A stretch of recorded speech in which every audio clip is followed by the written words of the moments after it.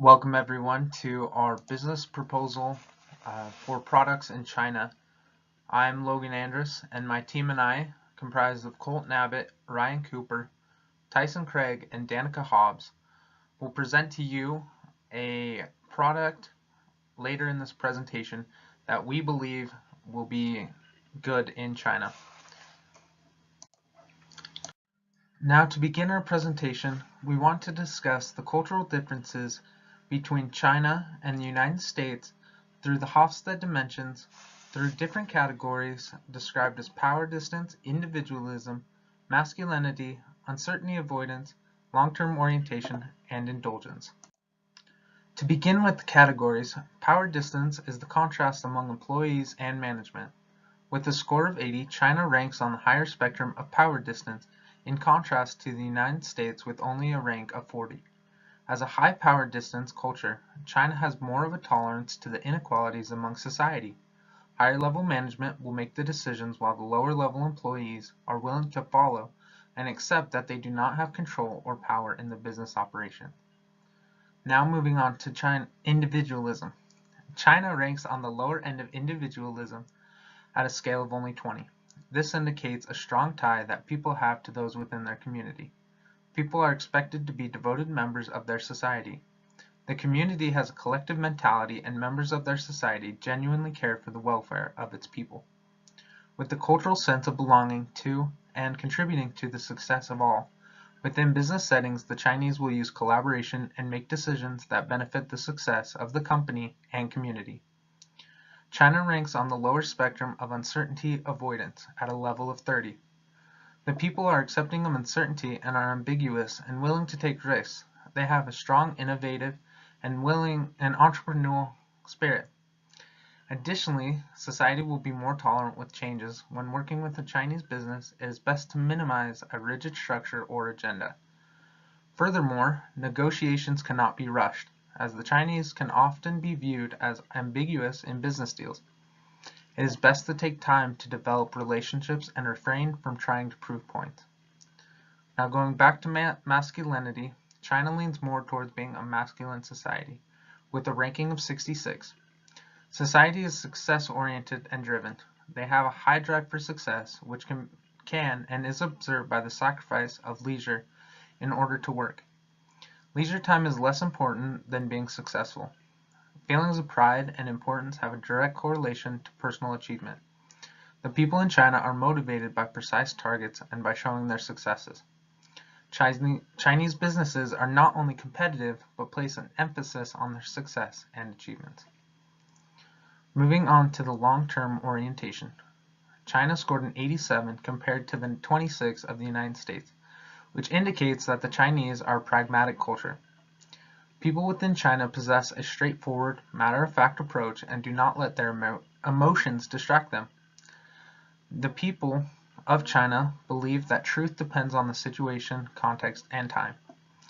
When completing business negotiations, the Chinese may take their time to consider the offer and how this will affect the long-term goals of their business.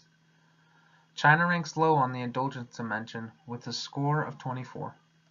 The people tend to be more controlled and exhibit rigid behavior. China's population minimizes leisure time, and they seldom indulge in personal gratification. During business meetings with Chinese, it is key to keep a professional setting atmosphere. Strong emphasis on self-control is the result of cultural and social traditions within China. Exhibiting restraint from leisure and showing dedication to work is important for both the individual and business success.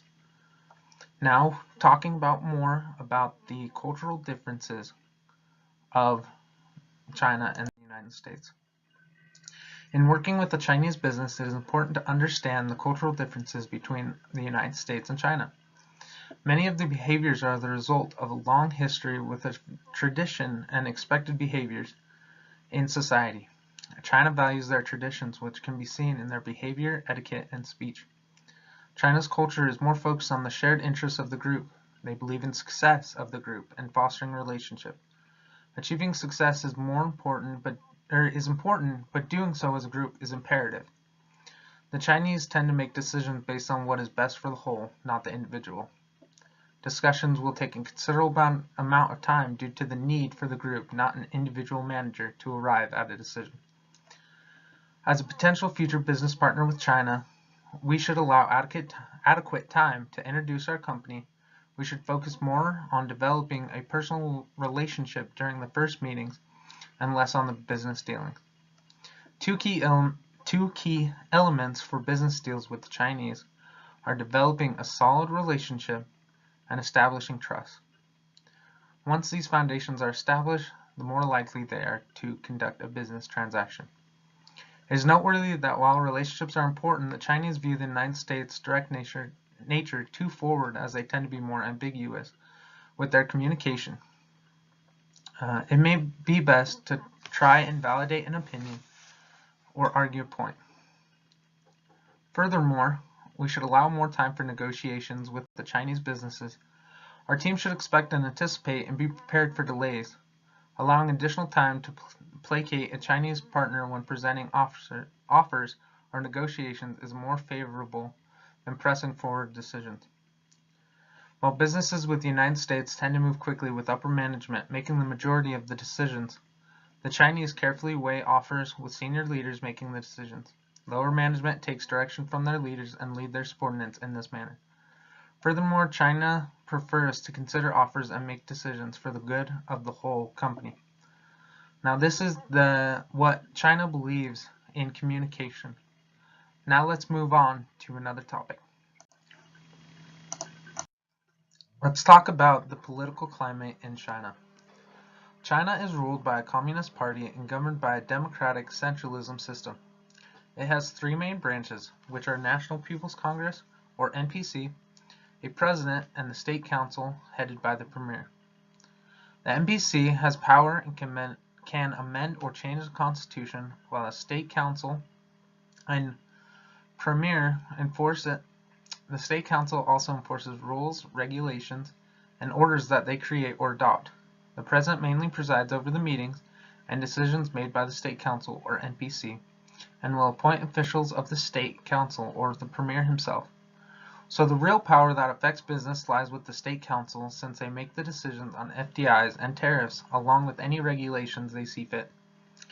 Since they enact and enforce these regulations for business, they control China's economy. Recently, businesses have been negatively affected by the new regulations that the State Council enacted, limiting the use of the internet. These regulations have caused business to rethink strategies involving online sales. However, their main focus right now is to revise FDIs and tariffs for better cost reduction and more international trade. Moving on to the Economic Freedom Index, let's look at it. China ranks on the Economic Freedom Index at 110, which is up from 113th that they were previously at, and as you can see, they scored a 57.8. They are still labeled as mostly unfree, however, and they show that they are making improvements. The advantages are that China sees how poorly they are ranked and are making changes to improve it, because they see the implications of being a poorly ranked country. They wish to improve trade and business to corporations that choose to work with them, and are seeing a lot of growth. Their main focus has been to cut costs in the past, but they have now focused on reducing taxes since cutting costs has become more difficult.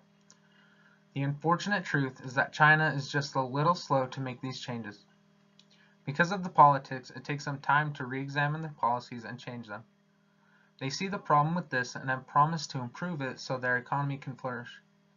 Exercise caution and be slow to act, because making hasty decisions can negatively affect how smoothly your business will run in China. We need to take a step back before every decision, because China is doing the same, and culturally they are not accustomed to making their decisions quickly. Now let's continue with our presentation to trade and FDI regulations or restrictions. China seeks to negotiate FTAs with many countries throughout the world. They first proposed to ASEAN an FTA in 2000. Since then, China has developed FTAs with 29 different countries, including Japan, Korea, Chile, and Peru. They are also negotiating more FTAs across Europe and South Africa. As they continue to improve their free market economy, it will be more beneficial for foreign businesses like us to work with them.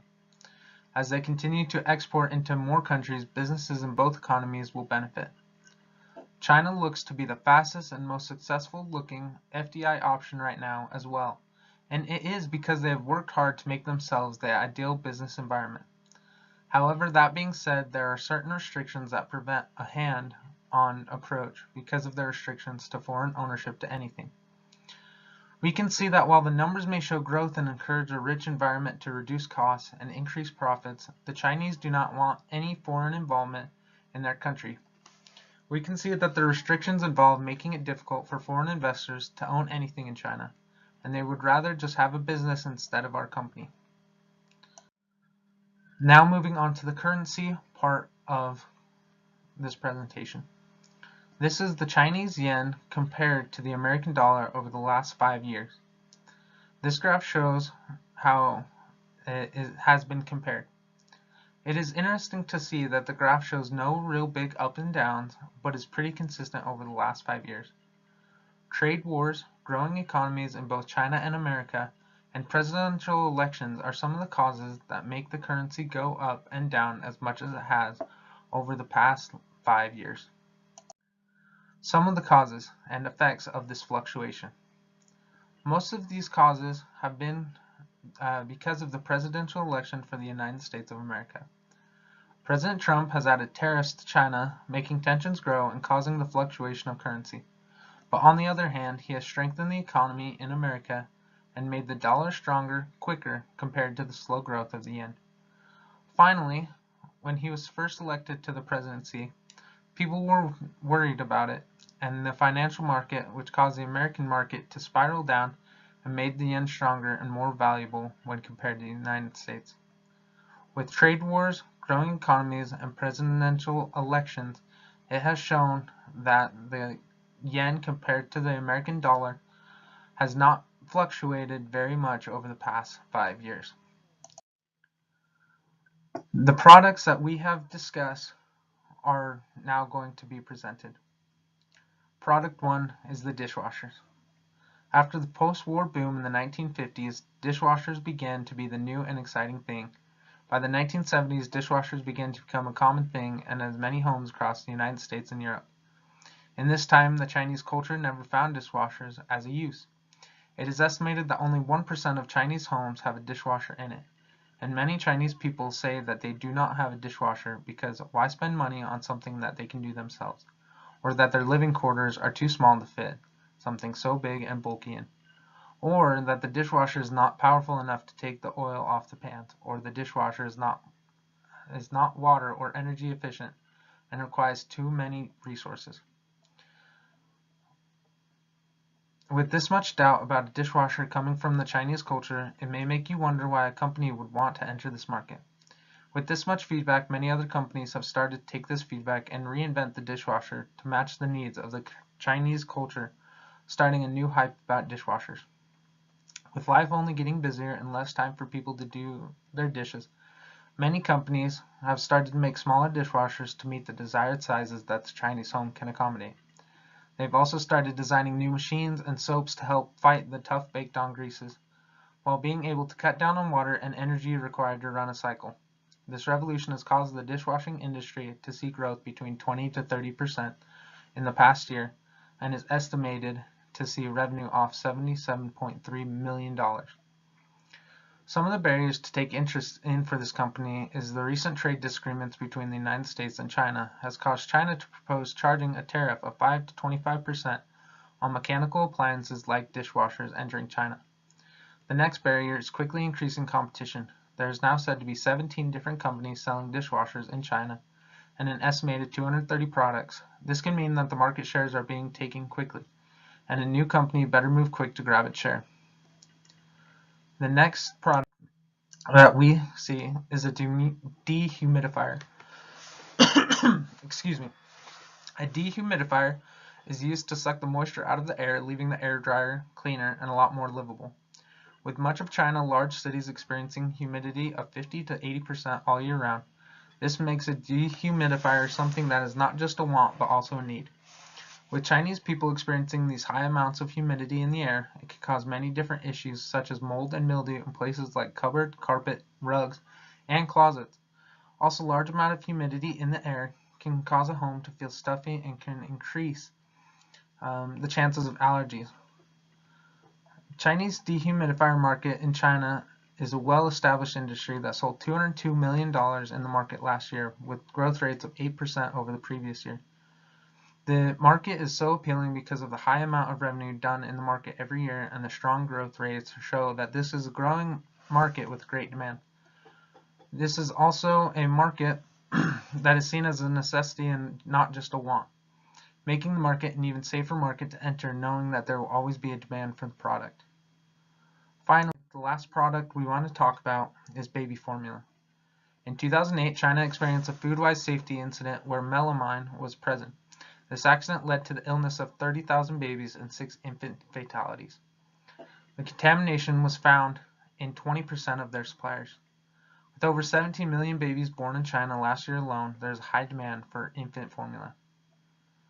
This event has opened the door for many American-based companies to enter the market and grab large shares of the market with very little competition.